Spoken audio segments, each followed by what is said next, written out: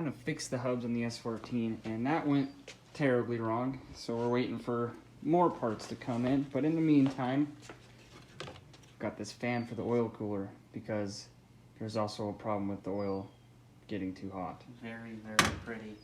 It's very pretty. No, it's not. But the oil cooler gets too hot, like sitting in traffic and things. So we're gonna wire this fan just to the empty switch that I have in the S14, which I will show. This first switch right here is for the second radiator fan, because the car stays too cold with both on when you're trying to cold start it or if it's colder outside. This switch on the right does absolutely nothing. So we're gonna wire I kind of planned this ahead of time for an oil cooler fan. So we're gonna wire the oil cooler fan to this switch right here, and then we're gonna mount it to the front of the oil cooler, so when I'm sitting in traffic and the car starts to get too hot of oil because we're not moving, flip that fan on, should bring the temps right back down.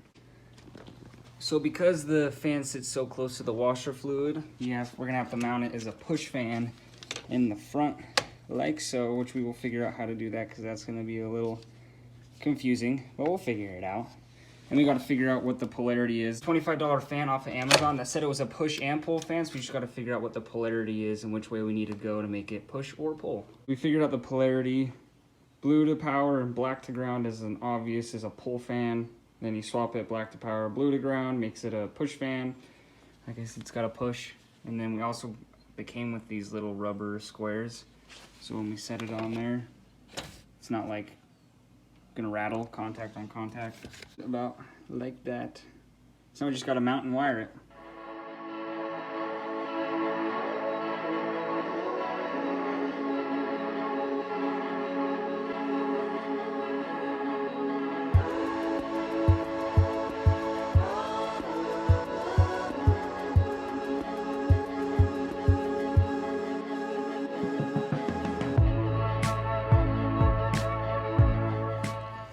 So we got it mounted up pretty much. They gave us these weird zip tie things that run through, and then they have like a backing. It was really hard to find spots because there's so much going on already. So we have one going over here, one going straight back to there. And then as an extra measure, we did 3 zip ties wrapped around that just goes all the way around the oil cooler. And it's on there good. So it's sketchy, but it's gonna work. Actually found one more spot for a bottom one to go to the washer reservoir. So now I feel way more comfortable with that. Now it's on there for good. Just gotta trim up these zip ties. Good to go. That's all cleaned up. We're probably gonna ground the blue wire just to right there. We're gonna have to cut and strip it, and then we're gonna extend the black wire, which is our power wire now, up to the battery and run it into the dash.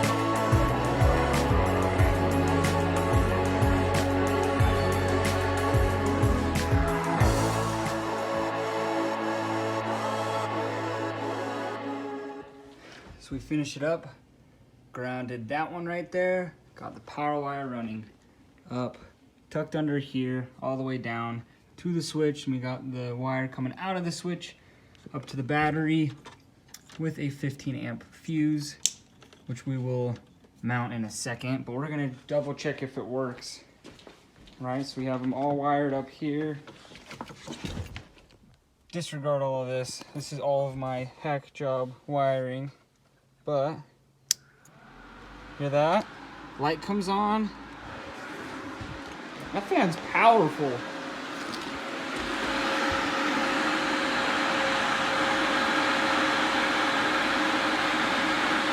Got a lot of air coming through the front of it, so that means we're working good. That's a good job done. For like a $25 fan from Amazon, that thing seriously blows pretty hard, so that's so good. So now we just gotta put the switch back in the panel, and now we've got 2 working switches in the car. Easy as that, all put back together. This switch is for the other coolant fan, remember, but that's wired to the ignition, so it'll only turn on if the ignition's on. This fan's wired straight to the battery, so it just turns straight on even when the car's off. So that's freaking awesome. I gotta tuck the rest of this, and then that's gonna be the end. Mostly out of the way. It'll be good for now. I'll have to do like a complete tucking later. And